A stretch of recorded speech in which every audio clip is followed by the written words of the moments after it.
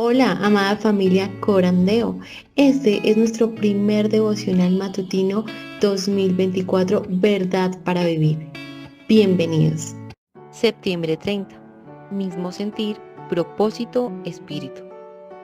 Hagan completo mi gozo, siendo del mismo sentir, conservando el mismo amor, unidos en espíritu, dedicados a un mismo propósito. No hagan nada por egoísmo o por vanagloria, sino que con actitud humilde cada uno de ustedes considere al otro como más importante que a sí mismo. Filipenses 2, 2 al 3. Oremos, mis amados hermanos. Dios bueno, Dios misericordioso, Dios de toda gracia. Ah, buenos días, Señor. Y muchas gracias por este día que nos concede Dios. Un día más de vida, pero un día más no así de simple, sino un día acompañado de tus benevolencias, de tus gracias, de tus amores, de tus nuevas misericordias, Señor. Y es gratificante, Dios. ¿Qué sería de nosotros sin esas nuevas misericordias? ¿Qué sería de nosotros, Señor, un día desamparados de ti, Señor?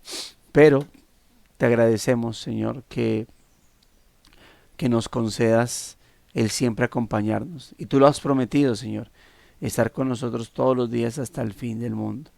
Obviamente, como iglesia, nuestro deber, nuestras responsabilidades deben ser cumplidas como creyentes, como hijos tuyos, hablando de una manera individual en cuanto a responsabilidades personales. También, Señor, debemos cumplir con nuestros deberes personales como hijos tuyos, en intimidad, en devoción, Señor, en santificación y también en la proclamación de tu palabra, bendito Dios, y en la edificación a otros como nuestros hermanos.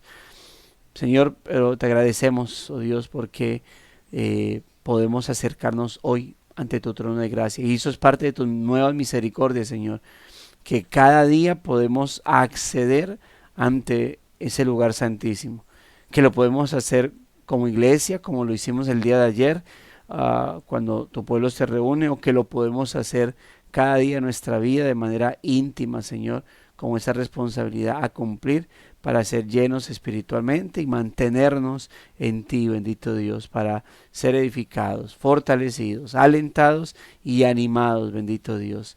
Padre, gracias, Señor, porque realmente el que podamos, a pesar de nuestros pecados, y no que esto sea un aliciente o una calma de conciencia por nuestros pecados, sino que digo una tranquilidad y aliciente, Señor, es porque a pesar de nuestras debilidades, Señor, de nuestros pecados, en arrepentimiento podemos ir ante ti, Señor. No que apreciemos tu misericordia sin el arrepentimiento. La apreciamos es acompañado de un arrepentimiento porque, Señor, que estas misericordias nos dan la confianza de que arrepentidos podemos ir ante ti, Señor, y seremos perdonados, rogando obviamente de que no solamente ante el pecado, Señor, nuestra actitud sea de arrepentimiento y petición de perdón, sino que ante el pecado también nuestra actitud sea de súplica ante ti para fortalecernos más y más y de esa manera combatir tales pecados, Señor, huyendo de ellos, Señor, y poniendo en práctica otras buenas obras a las cuales sí somos llamados, Señor, para afirmarnos y crecer en ti. Pero todo esto es movido por esa misericordia, Señor, la cual es concedida, empujada por esa gracia divina a su vez, Señor. Y así, como se diría de una manera más entendible, Señor, de esa manera nosotros accedemos a cosas que no merecemos, Señor, y evitamos padecer cosas que sí merecemos, Señor. Gracias a tu misericordia, obviamente, sucede esto. Gracias, Señor, por el tiempo de edificación del día de ayer y gracias ahora porque podemos tener este tiempo de edificación, podemos tener este tiempo de coinonía. Y qué bueno, qué gratificante, Señor, que si bien no estamos unidos en la parte física, estamos unánimes desde lo espiritual y desde la distancia, Señor. Y así juntos a poder crecer espiritualmente, y así juntos podernos edificar, juntos podernos, Señor, animar y alentar en este peregrinaje para crecer espiritualmente, Señor.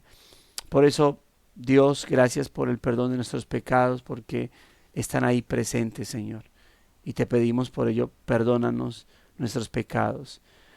Aun cuando ayer fuimos al culto, Señor, posiblemente luego de salir de él, tal vez al instante, tal vez posterior, algún pecado cometimos, Señor. Y, y no estoy pensando, obviamente, en que hay una diferencia entre pecados leves y graves, pecados silenciosos y escandalosos, Señor. Simplemente hablo del pecado que cometimos ante ti, Señor. No necesariamente tiene que ser grave para confesarlo, aun cuando sea leve, aun cuando sea insignificante ante esta sociedad. Si pecamos, Señor, te ofendimos. Si te ofendimos, manchamos nuestras vidas espirituales, Señor.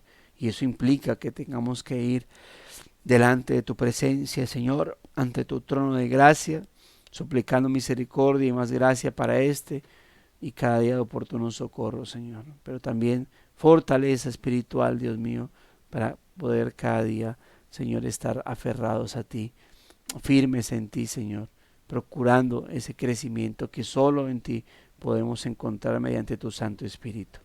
Gracias por nuestra familia también, Señor, por concederles vida, por concederles protección, por concederles alimento, vivienda, vestidos, Señor. Gracias por ello.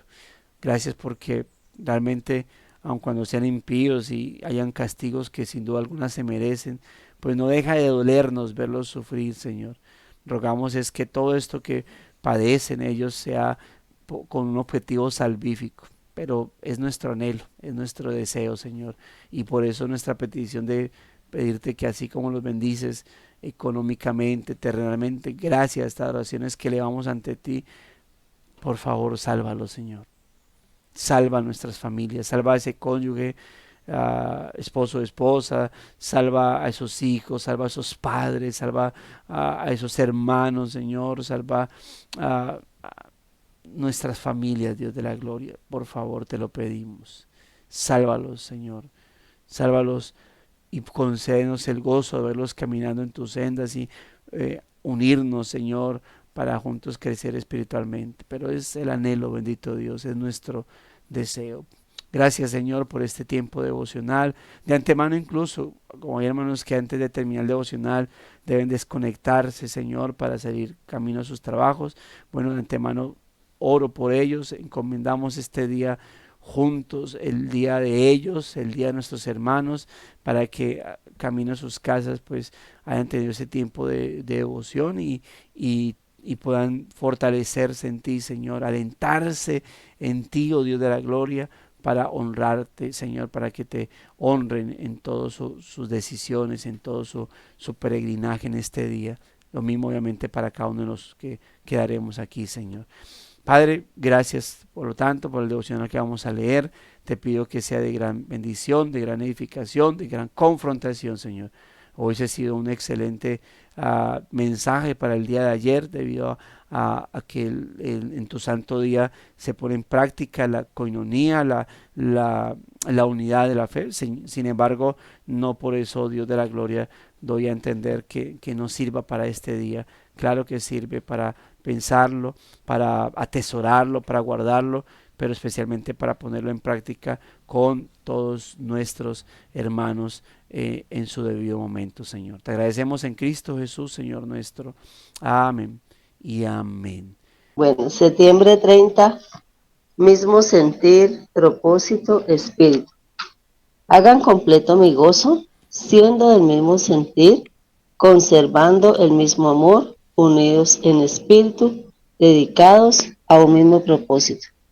No hagan nada por egoísmo o por vanagloria, sino que con actitud humilde cada uno de ustedes considere al otro como más importante que a sí mismo. Filipenses 2, 2 al 3. Aunque por supuesto es benéfico que los miembros de la Iglesia tomen la iniciativa en el ministerio, un cuerpo sano de creyentes no debe ser movido por ideas ni agendas individuales.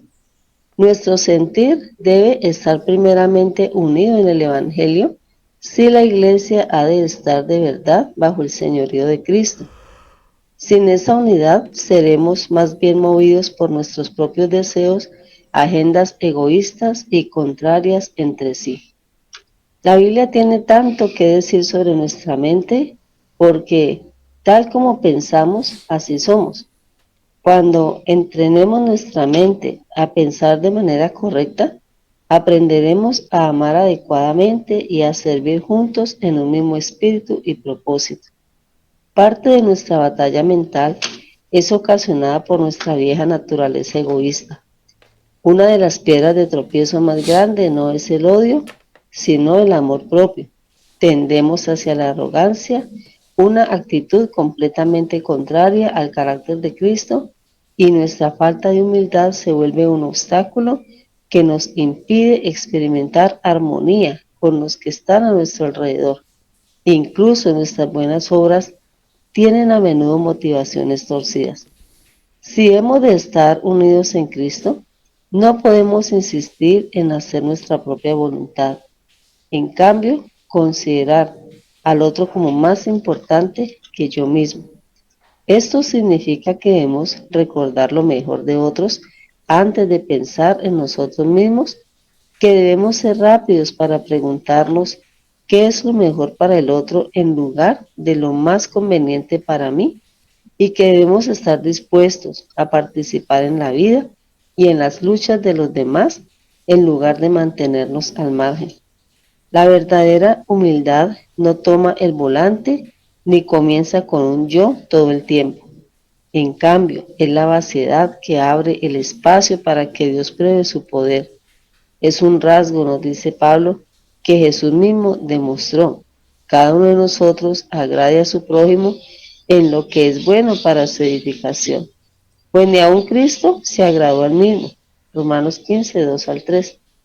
Cuando pensamos primero en nosotros mismos, es difícil, de hecho imposible, poner por obra la palabra de Dios. Sin embargo, cuando aprendemos a colocar a los demás primero, estaremos mucho más listos para prestar atención a sus preocupaciones antes que a las nuestras. Al hacerlo, podemos en verdad estar unidos dentro del cuerpo de Cristo. Es probable que conozcas personas que demuestran esta clase de humildad piadosa. Agradece a Dios por ellos hoy y pídele que te muestre cómo seguir su ejemplo y, principalmente, el ejemplo de Cristo mismo. Él consideró tus necesidades más importantes que su propia comodidad, incluso que su propia vida. El reto de Pablo para cada uno de nosotros es este. La actitud de ustedes debe ser como la de Cristo Jesús. Filipenses 2:5. Ahí tenemos un devocional muy, ah, muy especial, ¿no? Muy dado para un, un, un domingo del Día del Señor, que es donde mayormente vamos a manifestar esa unidad espiritual. Sin embargo, quiero que recordemos que la unidad del cuerpo de Cristo, mis hermanos, no se ve, no debe manifestarse, es decir, no debe estar limitada solamente a el, a que, al día domingo, ¿no? La iglesia no solamente debe estar presente en un culto de adoración pública, la iglesia debe ser iglesia todo el tiempo, todo el tiempo. Eso llama, hermanos, a que podamos entonces nosotros estar mirando cómo tenemos coinonía con nuestros hermanos en el transcurso de la semana. Gracias a Dios hoy en día o en estos tiempos pues tenemos más acceso a las redes sociales, los que lo pueden tener, Si algún hermano no tiene por alguna causa redes sociales, o en este caso el medio del WhatsApp, como se llama, entonces, bueno, hay que mirar la forma en cómo se puede comunicar con ese hermano, sea llamándolo, si tiene teléfono, sea visitándolo, para que pueda manejar esa unanimidad. Ese es un texto bastante, creo que confrontante para la iglesia o la unidad de la iglesia. Pablo incluso hace referencia, luego que ha planteado lo que dice en el versículo 1, ahora obviamente se enfoca en esa frase, ¿no? Eh, Hagan completo mi gozo, ¿sí? Es como si dijeran, como si Pablo dijera, yo estoy muy feliz por esto en particular, ¿no? Pero completen mi gozo. O sea, él dice, ¿hay alguna consolación en Cristo? Estoy feliz. ¿Hay algún consuelo de amor, alguna comunión del Espíritu, algún afecto entrañable, alguna misericordia? Bien, pero completen mi gozo sintiendo lo mismo. Y hace sintiendo lo mismo, conservando el mismo amor. Es decir, esos comportamientos que ustedes tienen, yo soy feliz de ellos. Me gusta que tengan, que deseen eso en particular, pero no quiero que sea un asunto individual. No quiero que como que alguien diga, bueno, ustedes se sienten, tienen consolación en Cristo, consuelo, amor, comunión con el Espíritu, tienen afecto entrañable hacia los demás, bueno, está bien, pero, pero eso es algo que debe ser en conjunto, eso es algo que debe manifestarse de manera plena en toda la iglesia, no en cada uno en particular, sino en toda la iglesia. Y de esa manera, note entonces, por eso lo cierra con ese texto que para mí es bastante de los textos que creo pueden llegar a confrontarnos, no el único, pero sí uno que puede ser de los primeros textos cuando dice nada hagan. Una vez que ha planteado el hecho de decir, sientan lo mismo, conserven el mismo amor, unidos en espíritu, dedicados a un mismo propósito, dicen, no hagan nada por egoísmo o por vanagloria, ¿sí? O como dice la Reina Valera, no hagan nada por contienda. Y note que la Reina Valera dice, no hagan nada por contienda o por vanagloria. La Biblia de las Américas dice, no hagan nada por egoísmo.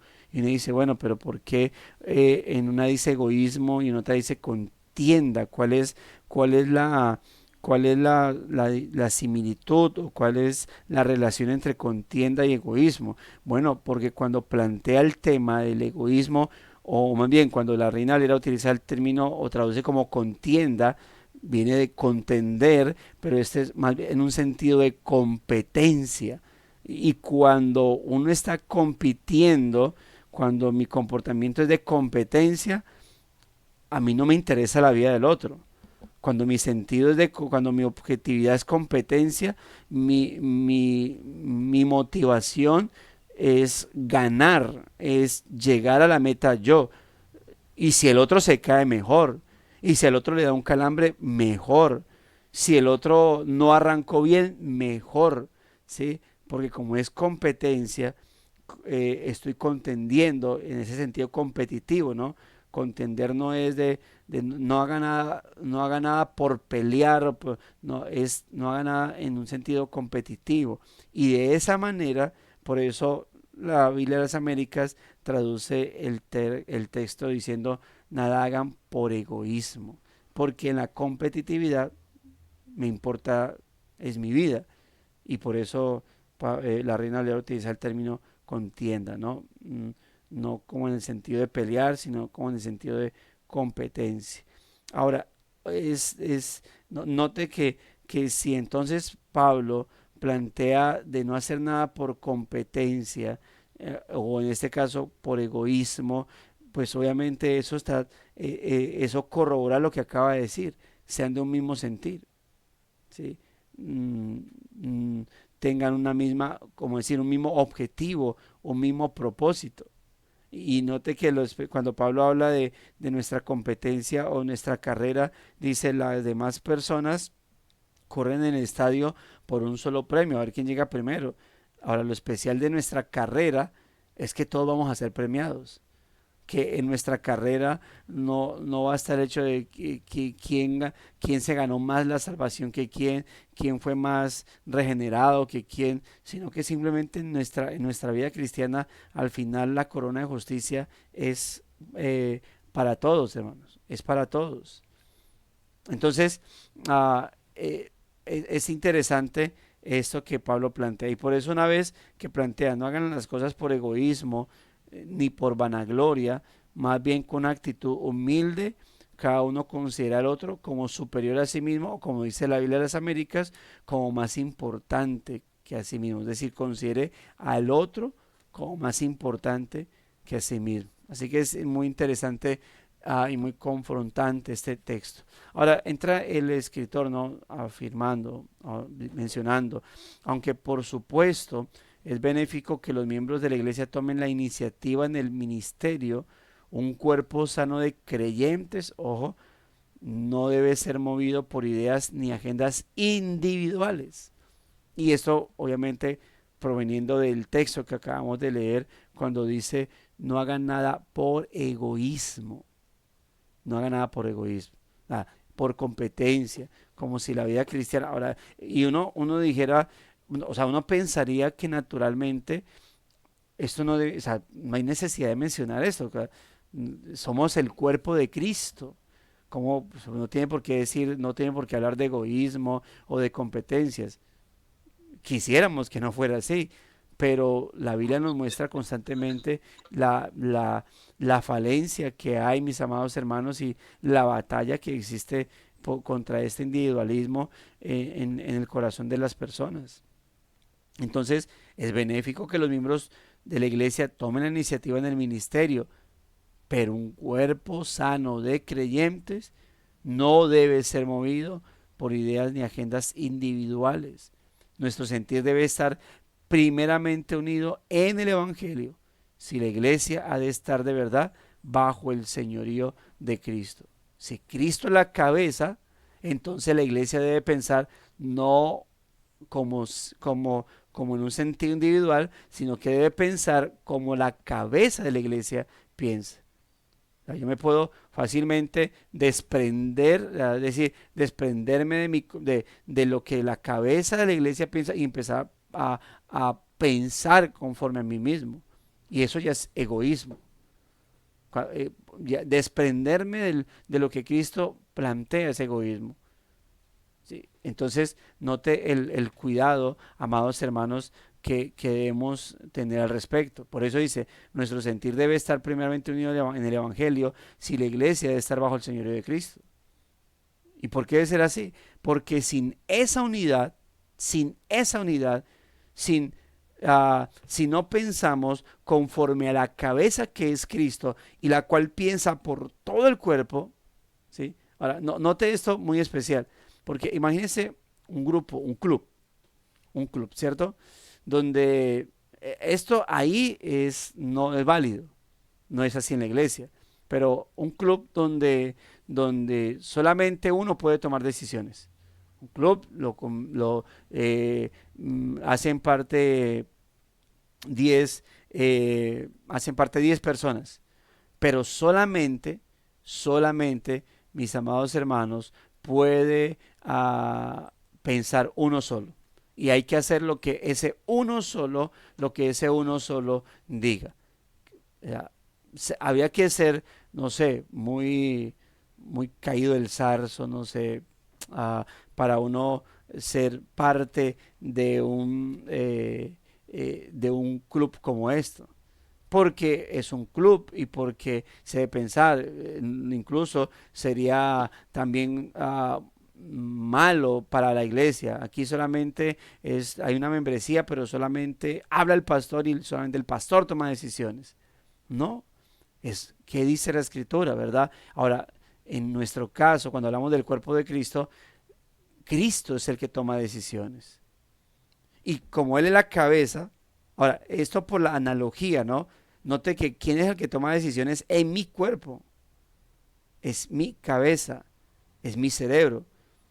Cuando cuando un miembro del cuerpo no responde a mi cerebro, ya eso es una enfermedad. Ya hay un problema psicomotriz o hay un problema neuronal en mi vida porque mi cuerpo no está respondiendo a mi cerebro, a la cabeza. Entonces, no, mis manos no actúan por sí solas. Es lo que yo debo tener en cuenta al respecto, y por eso habla acerca de que nuestro sentir debe estar primeramente unido en el Evangelio, si la iglesia debe estar bajo el señorío de Cristo. Sin esta unidad, seremos más bien movidos por nuestros propios deseos, agendas egoístas y contrarias entre sí. Ahora, ¿qué se necesita para que una iglesia no piense de manera individual, sino conforme a Cristo? Conocer la palabra del Señor, conocer las santas escrituras, porque ahí es donde tenemos nuestro manual de comportamiento. Ya hemos hablado y me ha correspondido ya en otras ocasiones hablar acerca del tema de la unidad, ¿sí? Y es algo pues, que es necesario siempre para la iglesia. Pero yo les decía esto, tenga en cuenta que cuando usted lee las cartas apostólicas, todas le van a hablar, ahora, empezando incluso por el Evangelio el libro de Hechos, que nos muestra la historia del comienzo de la iglesia. Pero, ¿qué entendemos al respecto? Que todas las cartas, empezando por el libro histórico de Hechos, nos hablan de la unidad del cuerpo de Cristo. Todas plantean el tema de la unidad. Y en la mayoría se habla de conflictos contra esa unidad. Si todas las cartas nos hablan de la unidad y la necesidad, el llamado a la unidad del cuerpo de Cristo, y algunas de ellas plantean problemáticas contra esa unidad, significa que es un tema importante a tratar. Hay muchos temas que yo creo que la iglesia debe estar recordando, muchos temas que la iglesia debe estar siempre recordando. Dos de esos, digo, no son los únicos, son muchos temas, pero dos temas de esos son lo que es la unidad de la iglesia y la vida familiar. ¿Sí? La vida familiar como matrimonio y como padres e hijos. Son dos temas que la iglesia debe estar recordando. Sí, es cierto, evangelismo obviamente es un tema también crucial, podemos añadirle tres, pero obviamente me quedaría mencionando todos los temas que hay que tratar, que son importantes para la vida cristiana, la vida devocional, obviamente todo eso, pero quieres resaltar con base al tema que estoy tratando en particular la importancia de la unidad. ¿Por qué? Porque es un tema que se repite, y un tema en el cual se repite, eso implica énfasis. Es decir, la unidad es un tema enfático, es un tema que constantemente debe estarse tratando, mis hermanos, debe estarse colocando sobre la mesa de la iglesia, sobre el púlpito, constantemente, posiblemente por lo menos una vez al mes, estar hablando de ese tema, sea de manera expositiva o de manera temática, pero estar hablando constantemente acerca de la unidad. Porque cuando hablamos de unidad hablamos de eso, de un mismo sentir, un mismo propósito, mismo espíritu o misma alma.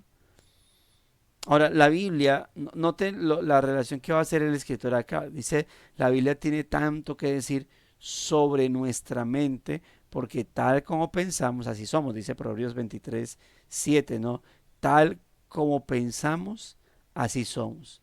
¿Sí? Y note, por ejemplo, y es cierto, cuando hablamos de que la Biblia tiene mucho que hablar de la mente y hablar de relación con esto, porque cuando hablamos de un mismo sentir, mismo propósito, todo eso está enfocado en nuestros pensamientos. Ahora, recuerde que la Biblia relaciona los pensamientos con el corazón.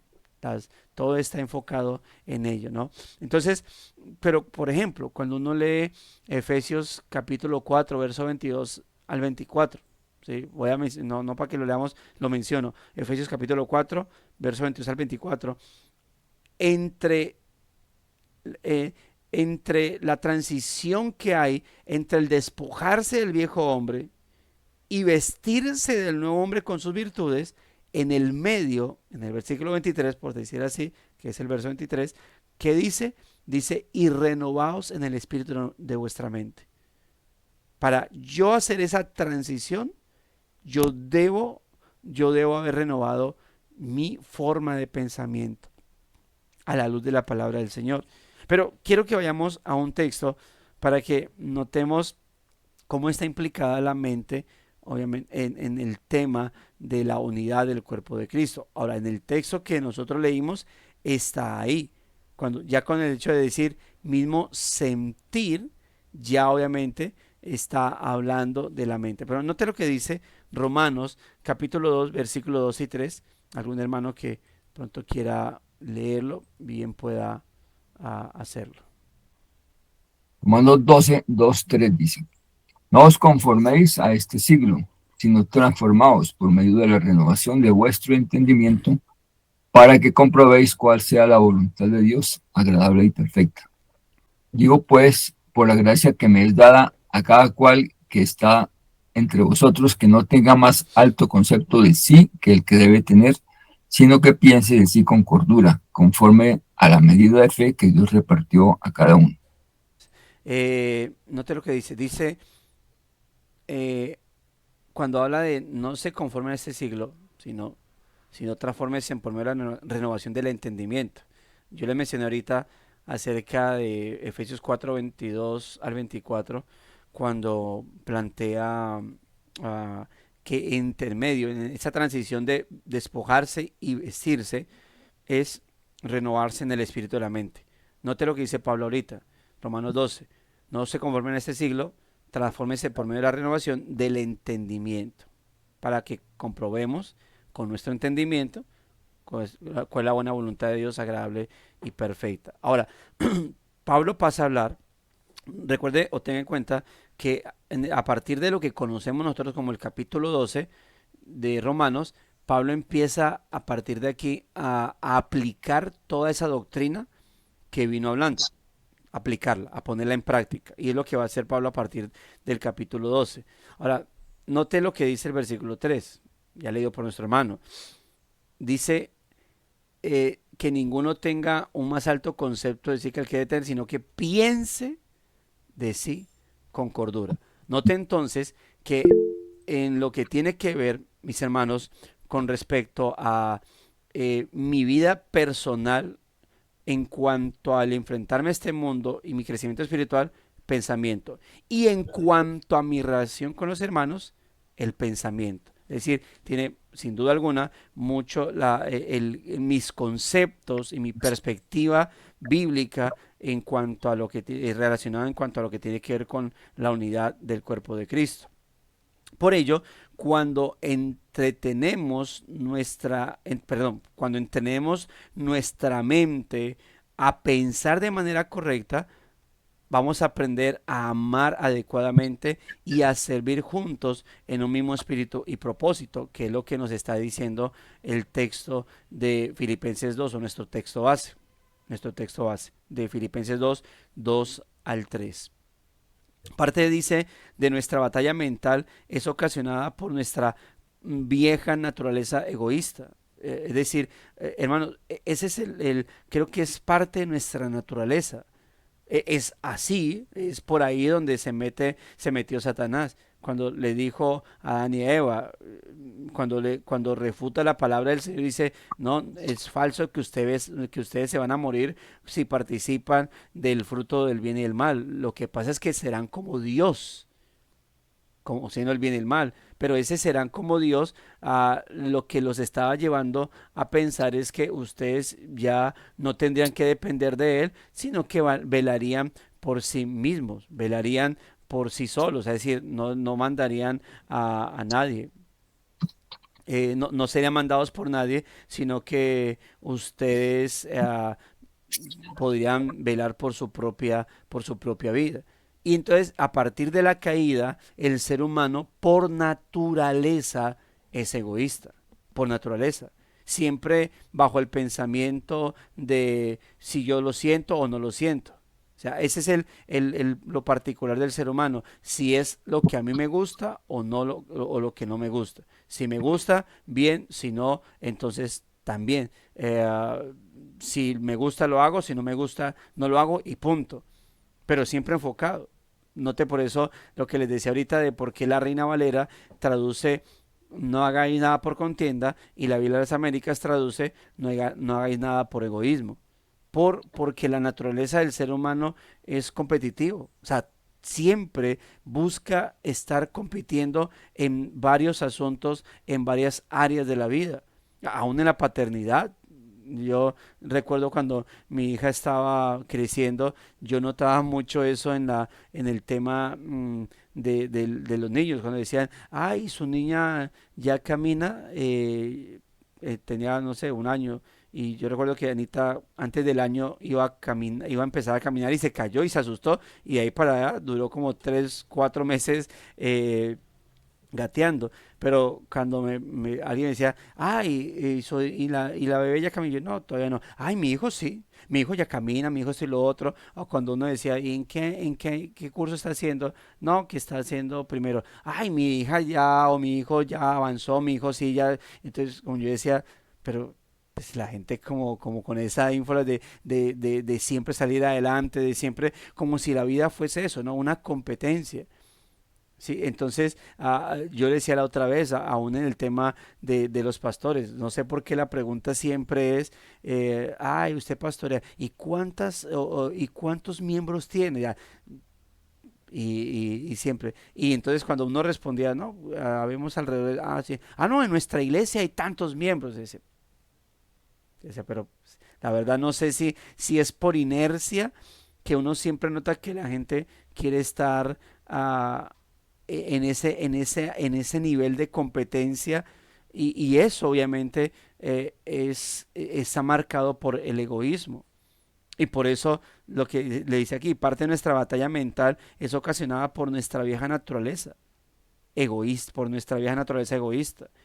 Por eso una de las piedras de tropiezo más grande no es el odio, sino el amor propio. Tendemos hacia la arrogancia, ¿sí? Una actitud completamente contraria al carácter de Cristo y nuestra falta de humildad se vuelve un obstáculo que nos impide experimentar armonía con los que están a nuestro alrededor. Ahora, cuando se habla de la armonía es lo que la Biblia plantea también como esa unanimidad. Para que haya armonía debe haber unanimidad. Es decir, el comportamiento de los que están juntos debe ser como de una sola alma. Por eso lo que dice yo siempre conecto o relaciono el texto del Salmo 133 cuando dice cuán bello y cuán hermoso es habitar los hermanos juntos y en armonía, ¿sí? Ah, como con lo que dice Hechos capítulo 2 cuando dice que los discípulos estaban unánimes juntos, ¿sí? Entonces, juntos y en armonía, juntos y en unanimidad. Y esa unanimidad es esa misma armonía en la que los creyentes o la iglesia debe ser participativa, en esa unanimidad y armonía. Pero, ¿qué es lo que evita que seamos unánimes con nuestros hermanos? ¿Qué es lo que evita que nosotros vivamos en esa armonía? El egoísmo. Cuando nuestro pensamiento está más enfocado en lo que yo quiero o lo que a mí me parece. En algún momento hablaba de un tema acerca de cuáles son los dos asuntos que terminan siendo obstáculo para la unanimidad de la iglesia, la unidad de la iglesia. Yo decía, uno, lo doctrinal, dos, lo preferencial.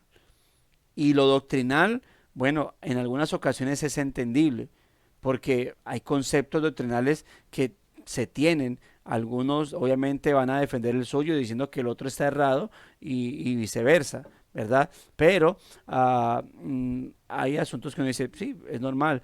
pero aún así uno debe procurar mantener la fraternidad en lo doctrinal. El hermano cree tal cosa, yo creo tal otra. Yo creo que tengo la razón y tengo mi argumento, él también lo mismo. Sin embargo, uno dice, se puede vivir en fraternidad entre iglesias cuando esa diferencia doctrinal pues no son asuntos cardinales, ¿sí? No son asuntos prioritarios, por ejemplo, como el señorío de Cristo, como la Trinidad, como la divinidad del Hijo, bueno, cosas así por el estilo, ¿no? Como la salvación solo por Cristo.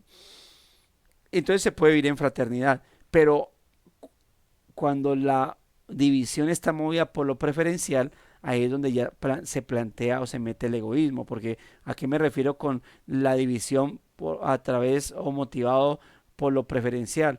Porque tiene que ver con mis preferencias.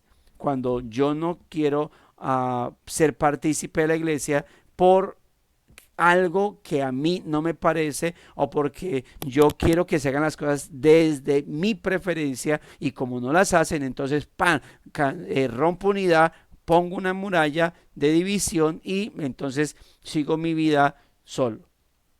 Y por eso es lamentable cuando hay gente en la iglesia que dice, no, yo solamente voy al culto, a mí no me gusta unirme con nadie, yo soy yo con yo y ya y punto. Y uno dice, o sea, o en la iglesia no han predicado unidad, o esa persona no entiende el evangelio.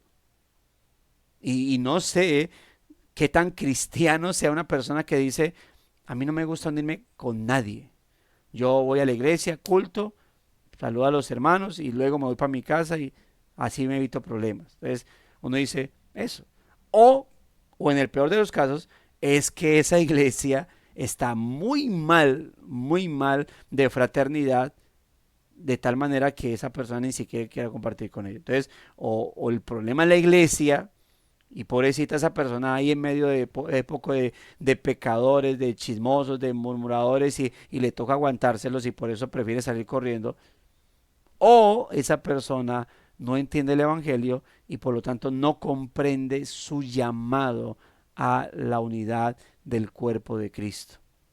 Entonces, note eso, ¿no? Lo que es los impedimentos, la naturaleza egoísta, el amor propio, la falta de humildad, todo eso obviamente contrario al carácter de Cristo, porque especialmente cuando usted prosigue leyendo el texto de Filipenses capítulo 2, más adelante, ¿qué le va a decir? Haya pues el mismo sentir que hubo en Cristo Jesús. Hablando de la unidad de la iglesia, hablando aquí, terminando ese texto, ¿sí? de considerar en humildad a los demás como superiores a sí mismo, pasa al siguiente diciendo, haya pues, como diciendo, bueno, por lo tanto, entonces, haya en ustedes el mismo sentir que hubo en Cristo Jesús. ¿Qué cosa? Que se despojó por el bien de los demás. Que no le importó ser igual a Dios, se humilló hasta lo sumo, haciéndose obediente hasta la muerte y muerte de cruz. ¿Por quién? Por la iglesia. Y es lo mismo que se nos llama a nosotros. Es lo mismo que se nos llama, hermanos, a actuar en humildad, no a vivir en competencias, en egoísmos, sino en unidad, en unanimidad. Y es nuestro deber trabajar. Dice, sigue diciendo, me perdí. Que nos dice, y nuestra falta de humildad, bueno, la arrogancia, una actitud completamente contraria al carácter de Cristo, y nuestra falta de humildad, que se vuelve un obstáculo que nos impide experimentar armonía o unanimidad con los que están a nuestro alrededor. Incluso, escuche esto, nuestras buenas obras tienden a menudo tienen a menudo motivaciones torcidas. ¿Por qué? Porque cuando no hay unanimidad, cuando no hay humildad, cuando abunda el egoísmo o abunda el individualismo, el punto es que esas buenas obras terminan haciéndose con objetivos vanagloriosos. Cuando Cristo no está gobernando nuestra vida, mis amados hermanos, ¿cuál es el problema? ¿Cuál es el asunto? Y es que todo lo que yo haga, lo voy a hacer con un objetivo vanaglorioso. Todo lo que yo haga, voy a hacerlo es con una perspectiva personal y egoísta, porque lo que voy a hacer, lo quiero hacer es para que me exalten, para que me vean. Yo en algunas ocasiones hablaba acerca de la falsa humildad, pero una falsa humildad que se muestra como humildad, es decir, personas que obran en la iglesia, hacen en la iglesia, pero para que los demás los exalten. Entonces yo digo, mire, hay gente que dice, la humildad empieza desde limpiar la silla. Sí, pero yo creo que la humildad empieza desde un corazón rendido a Cristo. Porque hay mucha persona que puede coger el trapito, limpiar la silla para ver quién lo está viendo. Yo decía algo que insisto en la iglesia es el llegar puntual, pero ojo con aquellos que llegan puntual para que los demás digan, oh, el hermano, la hermana que llega puntual. Es decir, siempre haciendo las cosas, haciendo buenas obras al ojo humano, pero si examinásemos el corazón de que las hace, posiblemente esas buenas obras terminarían en malas, porque su objetivo es egocéntrico, su objetivo es vanaglorioso, su objetivo es para que lo exalten a él por encima de los demás. Pero si hemos de estar unidos en Cristo, entonces no podemos, escuche no podemos insistir en hacer nuestra propia voluntad. ¿Qué debemos hacer entonces? Debemos considerar, como dice el texto de Filipenses 2:3, considerar a nuestros hermanos más importantes o superiores a nosotros mismos. Es decir, prestos a servirle. Cuando el apóstol Pablo dice, considera a los demás como superiores a sí mismo, o como dice la Biblia de las Américas, como más importante, es decir, considérelo como alguien a quien usted debe servir. Ahora, ¿qué es lo bonito de esto? Que si habemos 10 hermanos en una iglesia, 20, y todos nos estamos mirando, yo estoy mirando a mi hermano como superior a mí mismo, como más importante que yo, y por lo tanto me pongo a su servicio. ¿Qué es lo hermoso? Que si los 20 están con esa misma perspectiva, al final nadie, aunque yo lo considere a él como superior a mí mismo, él a su vez me está mirando como superior a él. Si yo lo considero a él como más importante que yo, y él me considera a su vez como más importante que él, y yo lo veo como alguien a quien debo servirle, y él me ve como alguien a quien debe servirme, al final nadie está siendo superior de nadie, sino que todos nos estamos ¿qué? Sirviendo los unos a los otros. El problema es cuando 10 están mirando a su hermano como superior a sí mismo y hay 9 están haciéndolo y hay un décimo que está aprovechándose de eso y creyéndose el más. Bueno, el problema es él. Él tiene ya que arreglárselas con el Señor. ¿Y por qué lo digo, hermano? Porque yo quisiera decirle, en nuestra iglesia todos son humildes. En nuestra iglesia, hermanos, nadie hace nada por vanagloria, nadie hace nada por competencia. En nuestra iglesia, hermano, en toda iglesia va a haber por lo menos uno, lamentablemente, que actúe de esa manera, con egoísmo, con individualismo. La pregunta sería, ¿ese alguien es usted? ¿O usted está dentro de los que trabaja por la unidad del cuerpo de Cristo, procurando ese mismo sentir, ese mismo amor, ese unido en espíritu? Ojalá la respuesta sea lo segundo. ¿Qué significa esto? Cuando hablamos de considerar al otro más importante que a uno mismo. Por lo menos 3 cosas. 1, que debemos recordar lo mejor de otros antes de pensar en nosotros mismos. Que debemos recordar lo mejor de otros antes de pensar en nosotros mismos.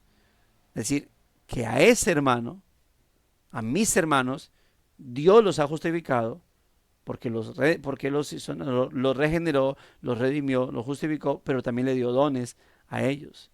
Así que debo recordar lo mejor de ellos. 2, que debemos ser rápidos para preguntarnos qué es lo mejor para el otro en lugar de lo más conveniente para mí. ¿Sí? El egoísmo que dice, hermano, sirve, ¿y qué gano yo?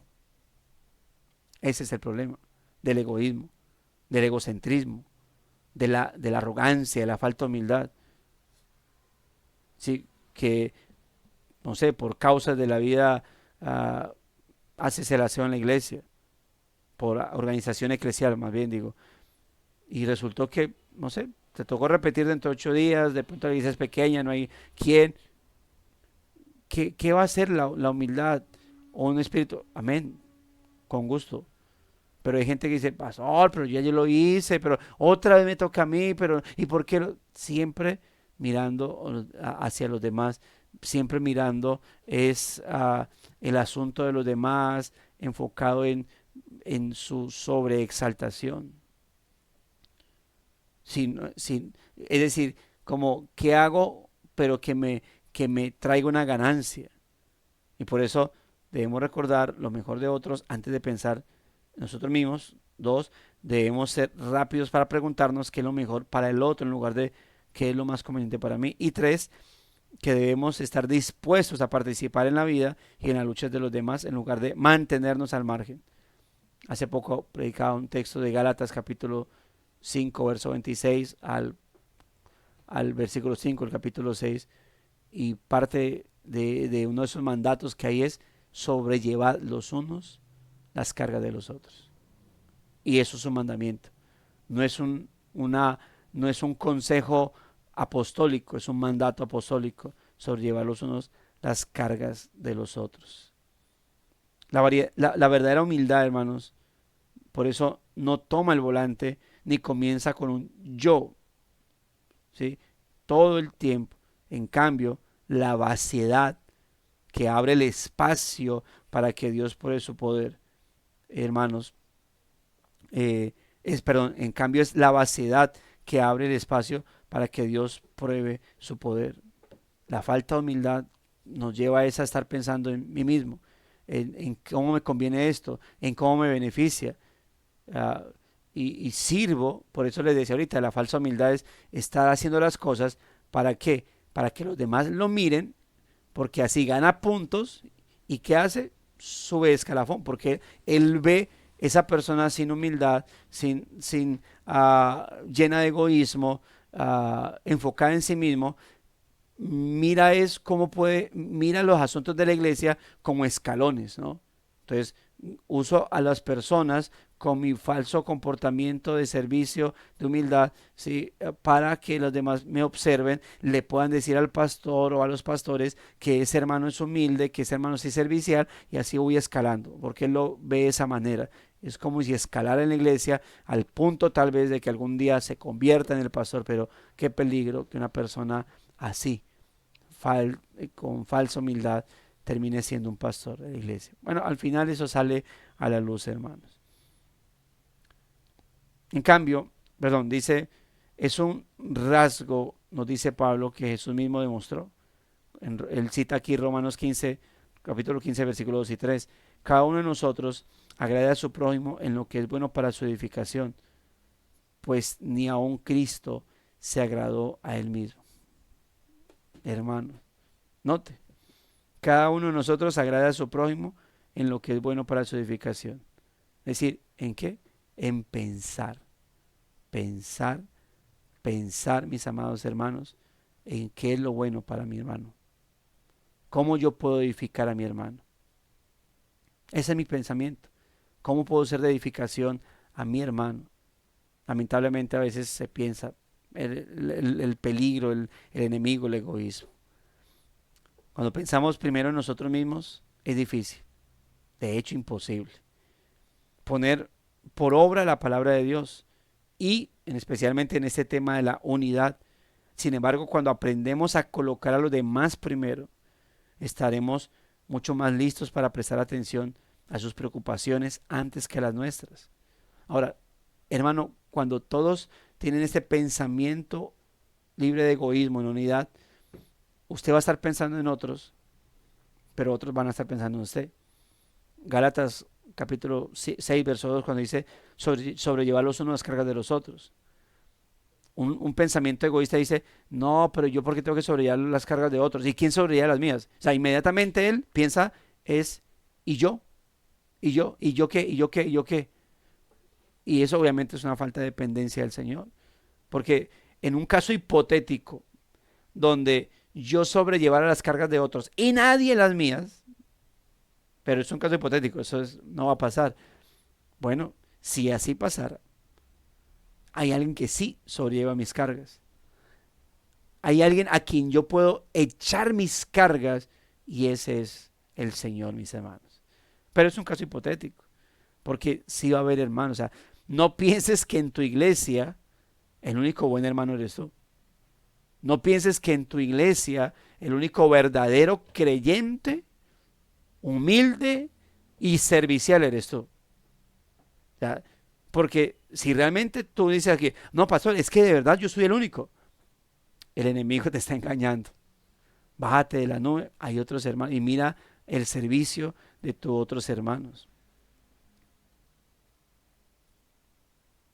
Entonces, cuando aprendemos a colocar a los demás primero, estaremos mucho más listos, hermano, para prestar atención a sus preocupaciones antes que a las nuestras. Al hacerlo, podremos en verdad estar unidos dentro del cuerpo de Cristo. Ahora, note, para que no tenga confusión con esto. Cuando él dice, al hacerlo, podremos en verdad estar unidos dentro del cuerpo de Cristo. No dice, al hacerlo, podremos entrar al cuerpo de Cristo. No, al hacerlo, podremos estar unidos dentro. Es decir, nosotros estamos dentro del cuerpo de Cristo. ¿Qué dije ahorita? Un miembro del cuerpo que no me responde a la mente tiene un problema. Si yo me levanto, o sea, ¿no le ha pasado cuando se encalambra, que usted no puede mover y su cuerpo, y como que él no reacciona o algo le está pasando hasta que como que ya hay que dejar que le pase y entonces él reacciona? O sea, él tuvo un momento difícil, esa parte del cuerpo tuvo un momento difícil, o una pierna tuvo un momento difícil donde no estaba reaccionando al llamado de la cabeza. Pero es porque en ese momento no estaba bien. En ese momento no estaba bien. Si usted como miembro del cuerpo de Cristo no responde a la unidad, usted está enfermo. Usted tiene que ser restaurado. Usted tiene que ser sanado espiritualmente por el Señor. La unidad es un mandato. Y lo que dice Pablo en Efesios 4:1, siendo solícitos a guardar la unidad del Espíritu. Pero hay que ser solícitos, apurados, apresurados, diligentes en hacerlo. Es probable, hermano, que conozcas personas que demuestran esa clase de humildad piadosa. Agradece a Dios por ellos hoy y pídele que te muestre cómo seguir su ejemplo.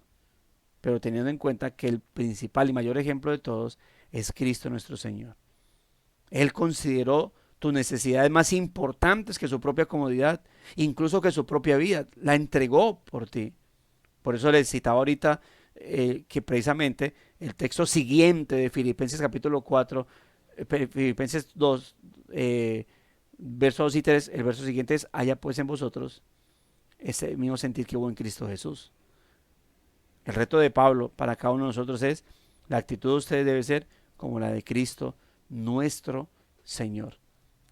Es nuestro principal ejemplo, obviamente, pero gloria a Dios, porque de seguro hay hermanos que están en la iglesia luchando por eso. ¿Qué quisiéramos como pastores y como hermanos en la fe? Que toda nuestra congregación, o por lo menos la membresía oficial de la iglesia, todos ellos fueran de un mismo sentir. Eso obviamente sería un gran ejemplo para aquellos que están en proceso de membresía o que todavía no quieren hacer ningún proceso.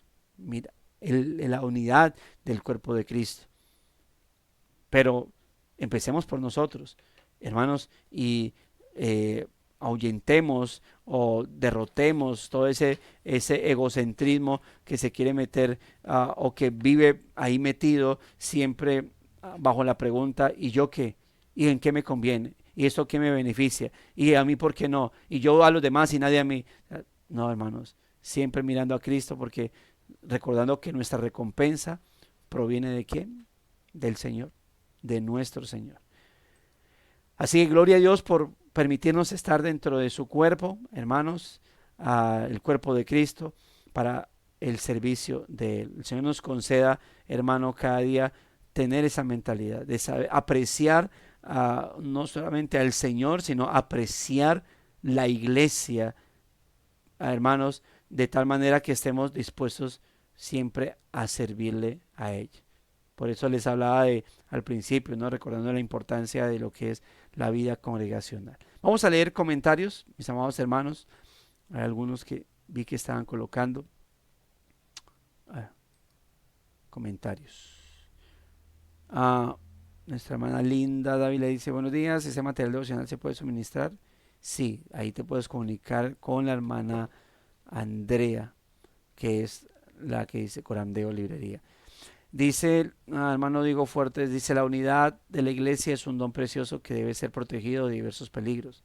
La falsa doctrina, el peligro no confesado, el orgullo, la falta de amor, el legalismo, las divisiones internas pueden dañar gravemente la comunión del cuerpo de Cristo. La iglesia debe estar centrada en la verdad del Evangelio, practicando el amor y el perdón y dependiendo completamente de la gracia de Dios para mantenerse unida. Así es, hermano, así es. Escribe nuestro hermano Carlos, el amor y la humildad son las características en los verdaderos creyentes y lo remarca nuestro apóstol Pablo enseñándonos como Cristo, siendo igual a Dios, como con amor extremo por nosotros se hizo matar, exponiéndose a la más terrible humillación. Él nos dio valor sin límites al venir a rescatarnos. Si nos unimos en este mismo sentir, pensando primero en los demás que en sí mismos, en esa idea, la unidad, el propósito, la armonía y el espíritu del Señor allí reinará. Yo creo que esa era una de las principales oraciones por nuestra iglesia local. Más que Señor, ayúdanos a conseguir un local propio, más que Señor, ayúdanos a conseguir instrumentos, más que Señor, ayúdanos a tener un excelente sonido, es Señor, ayúdanos a ser una iglesia unida a la luz de tu palabra. Digo a la luz de tu palabra es porque hay gente que piensa que unidad es que todos vamos a ver la misma película, todos vamos a comer a cada rato. Pues eso y no haber unidad, mis amados hermanos. Que el Señor nos ayude entonces a buscar siempre el deseo de servir a los demás. Vamos a orar al Señor. Ya se nos fue el tiempo. Oremos a nuestro buen Dios. Padre bondadoso, gracias, Señor, por este día, por tu palabra expuesta, por mis hermanos aquí reunidos, que han sacado este tiempo para tener vida devocional, Señor. Ruego que estas palabras, Señor, las llevemos a nuestra meditación, pensando en la iglesia, pensando en los hermanos que tal vez ayer no estuvieron en el culto de adoración pública, Señor, de llamarlos, de preguntarles cómo están, Señor. Y tal vez, Señor amado, sea algo que no han hecho conmigo, pero que no sea esa excusa, Señor, de no hacer eso con los demás, bendito Dios. Que procuremos siempre, oh bendito Dios, procurar el bienestar de nuestros hermanos, no en un sentido de competencia, no siempre mirando de por qué debo hacerlo y por qué a mí no, sino siempre dando ese ejemplo a, a, a marcar para tu gloria, Señor, el hecho de que hacemos las cosas para ti, no para los hombres. Hacemos las cosas para ti y no buscando una vanagloria, una exaltación personal de parte de los hermanos. Guárdanos de esa actitud, guárdanos de ese tipo de comportamiento, Señor, y ayúdanos a vivir entonces de esa manera en armonía, oh Dios de la gloria, en unanimidad, bendito Dios, con nuestros hermanos en la fe. De tal manera que procuremos siempre, oh bendito Dios, procuremos siempre con toda solicitud, con toda diligencia, el mantener, el promover la unidad del cuerpo de Cristo. Muchas gracias te damos, Señor, por tu palabra, que ella corre y sea glorificada para edificación y confrontación de nuestra vida, Señor, y cumpla su buen propósito en nosotros. Ser parte de una iglesia humilde y servicial, Señor, que edifica a los hermanos. Padre, lleva en paz y bendición a mis hermanos, a sus trabajos, Señor, ahorita que arranquen de sus casas, guárdalos de todo mal y peligro y permítele, Señor, llegar a sus trabajos sanos y salvos y al final del día regresar a sus casas, Señor, para terminar de entregar este día en tus manos, Señor, y pero que este tiempo, todo este día sea tiempo de edificación, tiempo, Señor, de meditación en tu palabra. Muchas gracias te damos, Señor, por Cristo Jesús nuestro Salvador, por quien hemos estado reunidos delante de ti, escuchando tu palabra. Amén y amén.